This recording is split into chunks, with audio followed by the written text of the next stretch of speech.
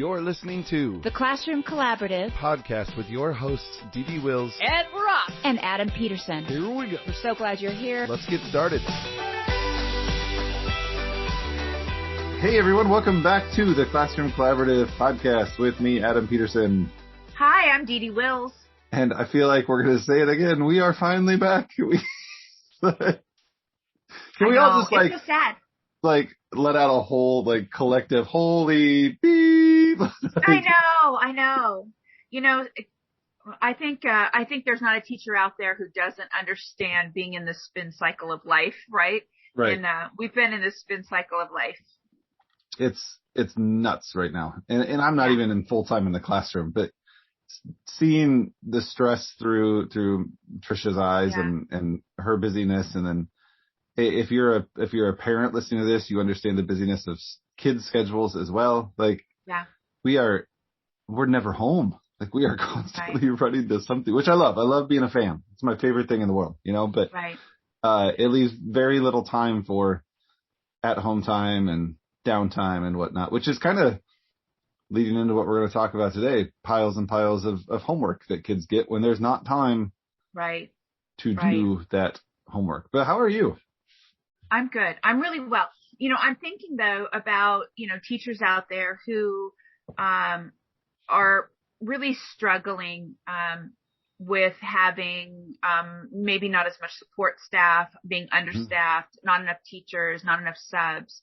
And so one more thing on top of their plate feels like it's just, that expression, the straw that broke the camel's back. I mean, that's just one more thing. And so we were going to talk about homework and whether or not that's something that we want to even do with primary grades. But then also for a teacher to gather resources for homework and send them home. And then when they get them back, what do they do with it? All of those things feels like just one more thing. And so we wanted to talk about homework, what we understand best practices to be surrounding homework, and then maybe giving teachers license to let go of some things maybe that they have done historically.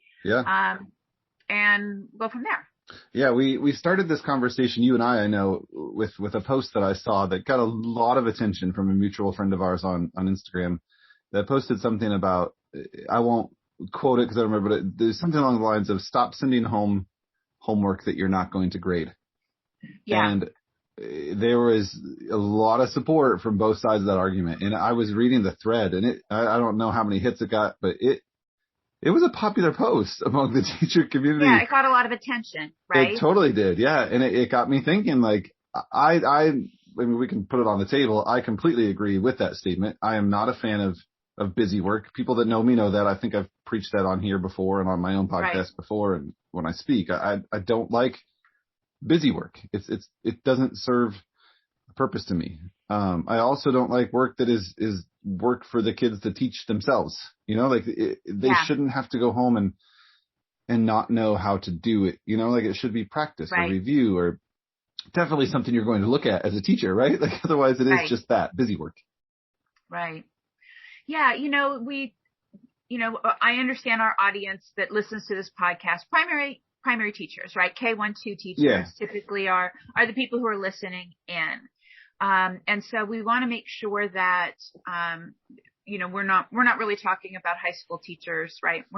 They're probably not here. They're probably like those two people. They just play with babies all day long. What podcast? Yeah, who?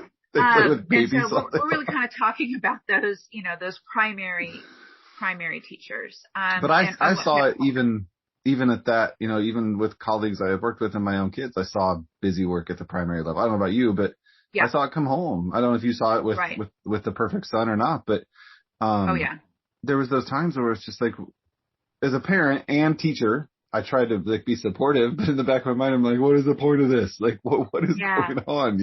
Why are we doing this? So what do we do instead? And I love that you mentioned, sorry to cut you off. I love that you mentioned just one more thing to add to your plate, right? Because there is, if you're prepping stuff to send home every day, or you're having to look at that when it comes back, and it adds another step to your process. That's a huge process. That's a huge step. Because if you're sending something home, if you're like, well, we're required to, because I've heard that before too. Yep. We're required to send things home. So in order to send things home, what I imagine would happen is teachers have to be really thoughtful in the types of things that they send home, right? So is this really practice or is this busy work? That kind of thing. And so, yeah, that's one more thing that they're having to plan, in the 30 minutes that maybe they have for planning, but they don't because it gets taken away because there's nobody there to cover their class or whatever. They're covering other people's classes. And what research is telling us, as educators is that homework really doesn't make much of a difference, in what students' abilities or skills, turn out to be, right? So assigning homework isn't the thing that makes the difference between the student who achieves, not just assigning, but let's assume students do the homework, right? It's not going to make much of a difference whether a student achieves or does not. Right. And so we wanted to talk about, if you want to send home practice work, there are certain skills that we are looking as teachers and as, learners, as we're looking for automaticity. We want them to be able to have speed and accuracy.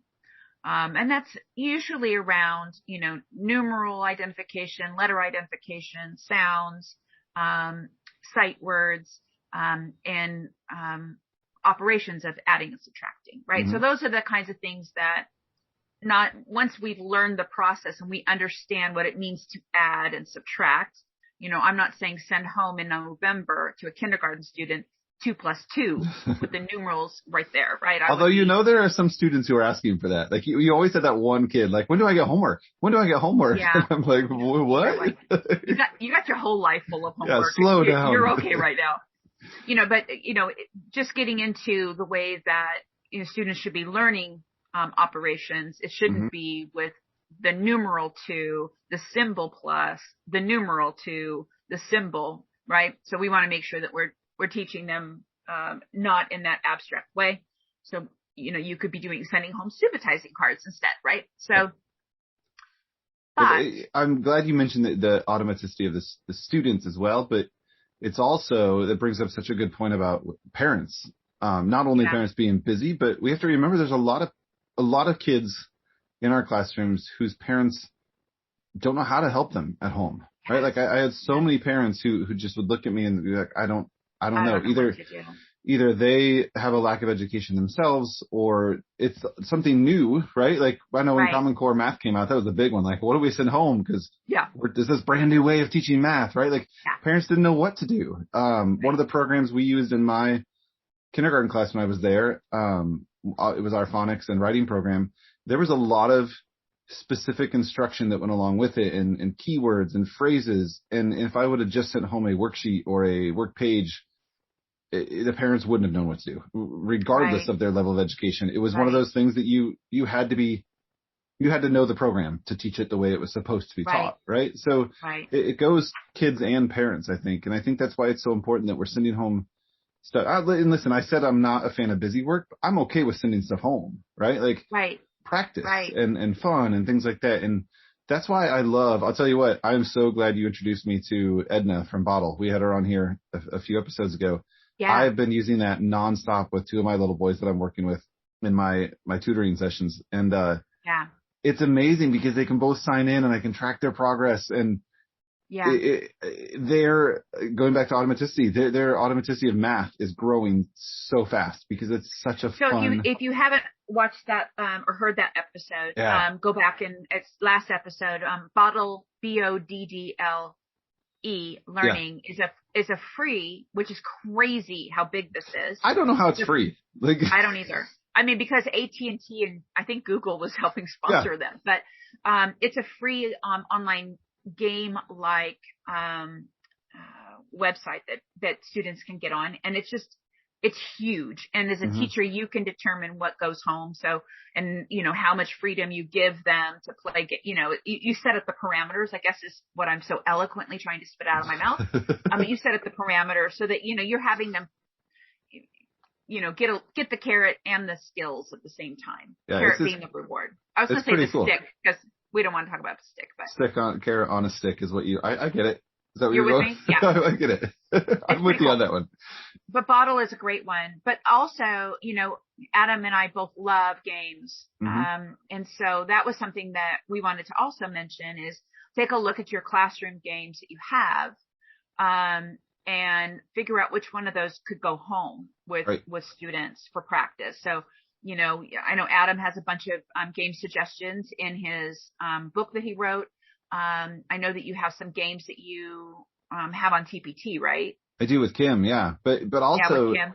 I love it that you mentioned closets, because I know that's where I started. Like I started going through when I transitioned from this, because let's be honest, if you're a new teacher, chances are you're doing what your mentor and your team are doing, right? Like it's the pattern we fall into. And I was doing the same thing, and nothing against my team. I had an amazing kindergarten team that I worked with. But when I first started, I did what my neighbor mentor teacher did. I sent home stuff because that's what she was doing. And as I transitioned to this pattern of purposeful, homework, or what I call home play, I first started by looking at my closet. And then now teachers have it, I think, so much easier than I did. What was that, 16 years ago? Because Dollar Tree wasn't a thing, and like Five Below wasn't a thing. Now you can get games for super cheap, like off brands of the the name brand board games that you don't mind sending home because you're not afraid of a piece getting lost, right? Or because it's going to happen inevitably. It's going to happen, yeah. But there are so many just little things like that you can purchase for super cheap or get donations for if you don't have every board game in your closet. That the benefit of that is some kids don't ever get to do that, right? Like it broke my heart when a kid would come to school and say, I don't know how to play Candyland. And I'm like, oh my gosh, you've never played the easiest game in the world with your family at home, Can I tell you a funny story? So when are you going to say Matt never played Candyland? I don't even wait for you to answer. I just go ahead and start telling you this funny story. But when the Perfect Son was in kindergarten, the teacher sent home like this page that was a game. It was like a paper page, and you cut it out and had the game pieces in there. Well, at the time we had a dog named Hooper who loved paper, and he literally went into Matt's backpack, pulled it out, and shredded it. So I was like, Matt, we're going to have to send a note to the teacher. And I put all the pieces in a baggie. Literally the dog ate it. So anyhow, so those things happen. So are you saying Harriet and Ozzy are reincarnations of Hooper? Because they did that to teach, play, learn when you first got your I know they did. They did. They love to shred. But, sending things home that you think, okay, if this comes back in pieces, will there be a part of me that dies a little bit inside, right? Right. So you want to make sure you send things home that you're okay with, if it does get eaten by the dog, or, somebody gets sick on the bus with it, has happened. Yep. It's okay. You're going to let it go. So using some games that you have, I know you and Kim have some games. I have some games. Yeah. You can search on TPT for free games. And you can support parents by you could have, a couple of parent game nights, which may or may not have anybody who come. Mm-hmm. Oftentimes the ones who need to come can't come because they're working 7 jobs, to put food on the table. Or you can record yourself playing the game so that the parents understand how to play it and, what to do at the point of difficulty. Because a student is going to have something that pops up that they don't know what it is. And then how you're going to coach them through that. So, I think there's not a teacher out there now who is not familiar with how to record themselves because of having to do everything we've done. I know. They're like, these are things I wish I could forget. But you could record yourself, just if you don't know, just set up your phone, prop it between whatever and record you don't have to even show your face, just record your hands doing what it's going to do. And then send that video home as well, as a way for them to, have some support on how to play the game. Yeah. Let's talk about some of the games, because I know one of my favorite ones to send home of things that I learned from you was Bump. It's such an easy game. Yeah. To send home because it's one sheet that you can laminate so it doesn't get ruined, right? There's so many different variations of this that you could easily differentiate. And you need to have them learn. Send home a couple dice and some counters, right? And God knows teachers have a treasure trove of counters laying around their classroom somewhere from every math curriculum that's been sampled, right? So can you explain Bump a little bit for the teachers that aren't, and where to find it, because it is such an easy one to send. It's such an easy one. So what you'll do is, let's imagine that we are practicing sounds, beginning sounds. So you set up a game board, a single sheet of paper I usually try to have 12 landing spots. And on each of those landing spots, you may have, let's say we're doing sounds, you'll have a picture of a kite, a dog on another one, a pancake, right? You're going to think about like maybe 5 or 6 sounds that you want to focus on for that game board. And you'll have things that are really clear, So let's say you're doing P and K and D, and M, you'd have monkey and a moon, right? So you have your letters there. So each spot will have a letter, a picture for the beginning sound, and you'll have 2 spots for each sound. So there'll be one that has a monkey, one that has a moon. There's 2. And one that has a dog and one that has a donut. That's for D, right? So you have 12 pictures where people can land. Kids can land. Then you can have a spinner. Spinner is one thing that you can do. The other thing you can do is, if you want to not have a spinner, you can have a dice. And then you can have like a key for it. So right. A 1 would equal D, a 2 would equal P, a 3 would equal M, right? So you'd have a key for that. And the way that they play is they roll the dice or spin a spinner, and then they land on a D. They're going to look on the board for something that starts with a D, and they put their marker, cube. I use like cereal, different colored cereal that you can stack, so you have like Honey Nut Cheerios and then the chocolate Cheerios, which by the way are delicious. So I might have the honey nut ones. You might have the chocolate ones because they're different colors. So I'm going to put my color on there, and then my partner's turn. And the goal is each person starts with 10 counters. Mm-hmm. So the goal is to use up all of your counters first. Whoever uses them all up first is the winner. So I go, you go, I go, you go. If it's your turn and you roll on something or spin on something and I already have one marker on there, you can bump me off and put your marker there. If your marker is already there and you roll again, you can put something on top of it. And now it's like kinging in checkers. You can't get bumped off. So basically that's how you play, but you can play that for any skill. Imagine addition facts, subtraction facts, 3D shapes, 4D shapes, all of those things. So that's basically how you play bump. You teach them the structure of the game and then you just swap it out for whatever skill you want to play. And it's easy breezy. Yeah, that goes back to a quote I talk about all the time in the book. Never change the game, just change the content. And it's one of those that it's perfect for parents too, because once you teach that game, or like you said, create a little video showing how to play it, right. They never have to relearn. It's so easy for little ones because we don't have to reteach the rules and the rules and the rules. Right. And because it is those simple pieces, laminated cards or dice or counters, whatever it may be, or like you said, cereal they may have at home. Right. It can be done in no time at all, and there's no grading for you. It's just fun for the kids to practice. Can I also tell you I have a game called Clean Sweep that has been on my computer since June. Is this a new one? I mean, I just have to put it out, but basically it's kind of the same idea, but it's in a circle pattern. So you put a marker on each spot.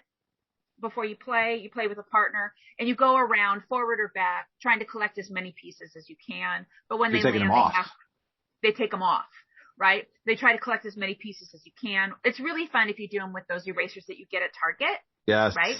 Yep. Yeah. You know what I love too is the easy thing. Also, I recorded videos to show how to play each game. So those are like scan on a QR code. I know. Why don't I have this out? Because it's still on my computer. No, but look at you. You're everything you just told teachers to do. You're doing it yourself. Yeah. That's good modeling, DD Wills. Good modeling. Way to model. So anyhow, there's a QR code that people can scan. So they would be able to send that home as well. That's awesome. Yeah. When I transitioned to doing stuff like that, like that's what I started with, was sending home just paper games that either was something I created or something I had laying around the classroom.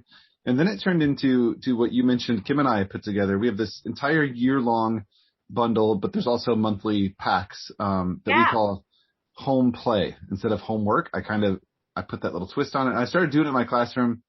I think I put a video up, and Kim reached out to me, and she's like, "Hey, I want to make that with you." And I was like, "All right, let's do it." So we went through skills starting in August, and they build throughout the year. But same type of thing. The clip art and the content of the game and the skill of the game change, but the way to play it never really does. In each of the months, we have 10 games. We have 5 ELA games and 5 math games. And then, like you said, with the videos, we put in direction pages for the parents. We also, because we didn't want this to be, like we said, we want it to be home playing this at home. This isn't work that you have to complete any certain given day. Some kids would keep these at home for the week, and they'd bring them back on Friday. But we also put a page in there for the parents that said something I'm not going to remember off the top of my head, but it had a line for them to fill out, like, is there something your child did well with? Please tell us about it. Is there something your child struggled with?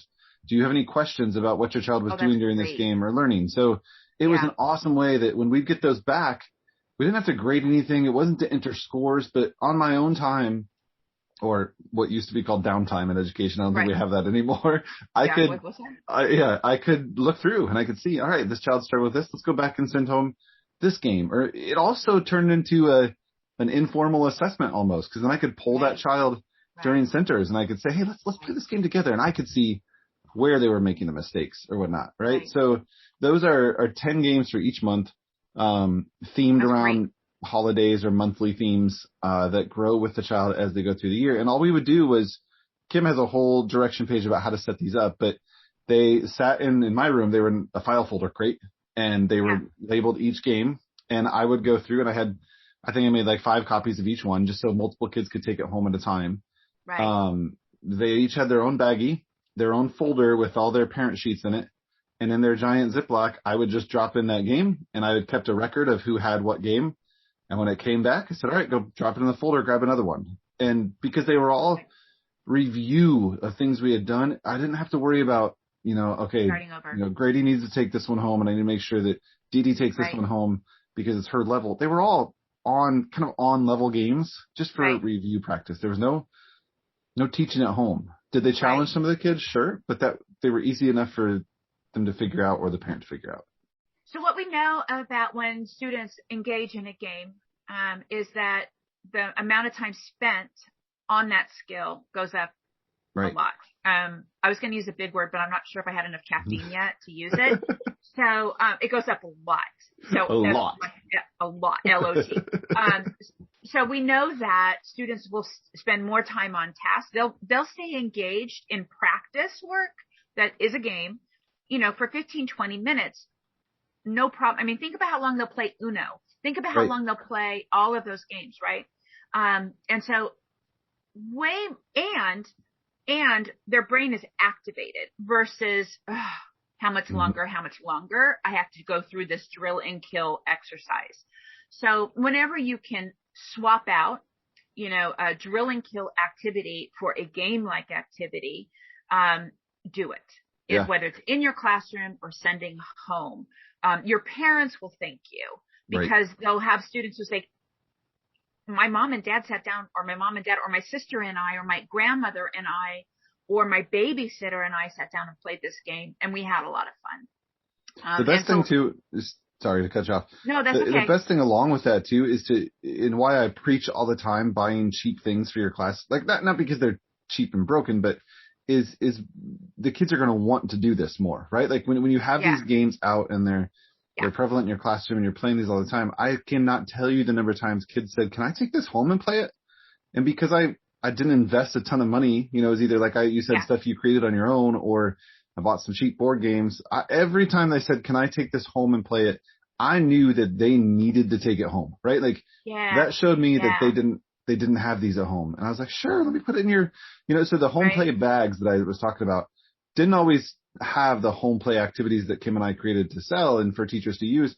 Sometimes their home play bag was a box of Go Fish cards, right? Like, because we had played it during stations, and little Lyric said, can I take this home? I'm like, sure, go throw it in your home play bag. And because we had those bags ready to go, any game they took home just went in that bag, and the parents sent it back whenever they were finished with it. So I think it's important to remember that we know the word equity came a lot with technology, right? Like during the pandemic, but there's a lot of equity issues as far as just kid things too, right? Like not all kids have games, and not all kids have access to dice. So and not all kids have parents that are available to play with them. So if they can have a sibling play with them as well, it's much. You just get so much more out of it than a sibling watching them, recite their sight words or whatever. Or fill in a worksheet for them. Oh, I know, right? You're like, this strangely looks like, so-and-so's handwriting. Your handwriting is so much better at home than it is at school.